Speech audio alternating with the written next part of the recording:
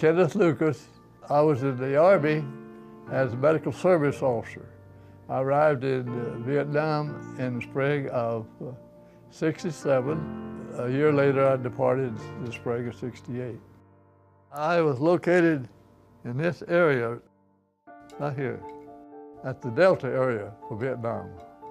I moved some. I moved from Cu Chi up into Saigon a little bit, then on to Cam Ranh Bay.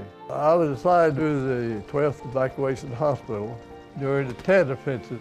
The mission was to take care of casualties resulting from combat. Of course, most of them would be gunshot wounds, injuries in that respect.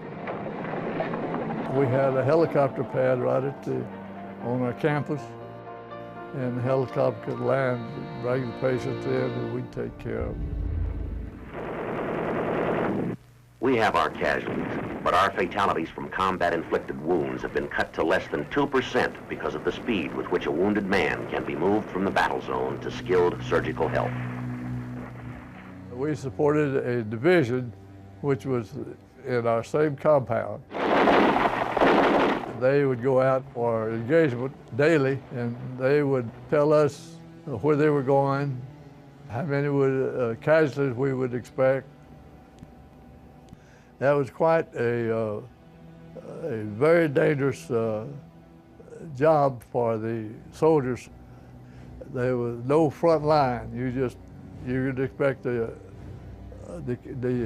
enemy at any place. And they could just come out of the ground from the tunnels and just take over. When patients came in, as soon as he was able to talk to them, the commanding general would come over and he'd go around and visit them and find out how they were injured and what they were doing at that time. And when he got all this information, he would get a briefing from his intelligence people, telling them about the engagement. And he knew what was going on at that time. I was the second administrative officer for that unit, and it was pretty well set up when I got there. There was some improvements I made while I was there. One of them was getting the x-ray in operation. It'd been there 1 year idle without x-ray until I got there. They had the lead in the room ready for x-ray, the equipment, but they didn't have a lead-headed nail to secure the lead in the room. So I devised a system where they would take and cut the lead about 1 inch long and 1/2 inch wide and make a flap for a nail. We'd just use a roofing nail and then bend the flap over. We had to have a safety inspection. He looked it over and took the test and everything. It was in top shape. That's a good job.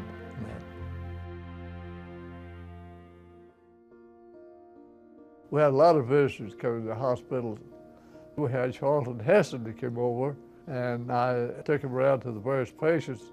He went to each patient and got the patient's name, telephone number, and address, and the message he wanted to give to his loved one or next of kin. So he wrote that down, and he would call them when he got back to the United States. Naturally, when I got back, why, we were faced with hostility of people that thought that, well, you were not up to standard with the rest of the citizens because you'd been to Vietnam, which is quite depressing.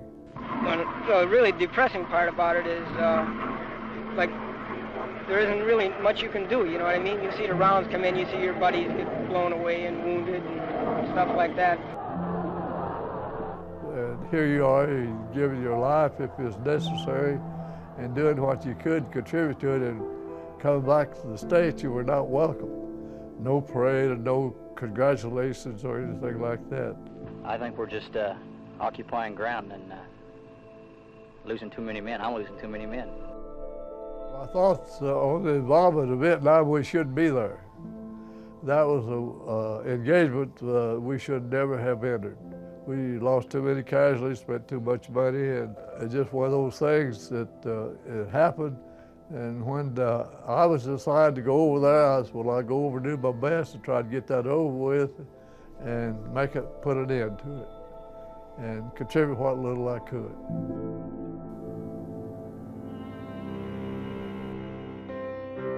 I have been interested in plants for many years. I got these roses you see here from about 40 years ago. And the name of them is the Amazing Snowball Miniature Rose. The blossom itself lasts about 2 weeks. And what is amazing about them, you get many as 3 colors on one cane.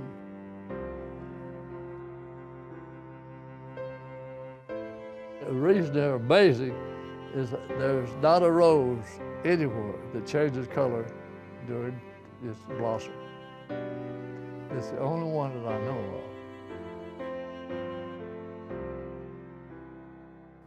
of. Everybody really likes them. They like to see them. And my neighbors here, I try to propagate them, give them some. So they're quite popular here.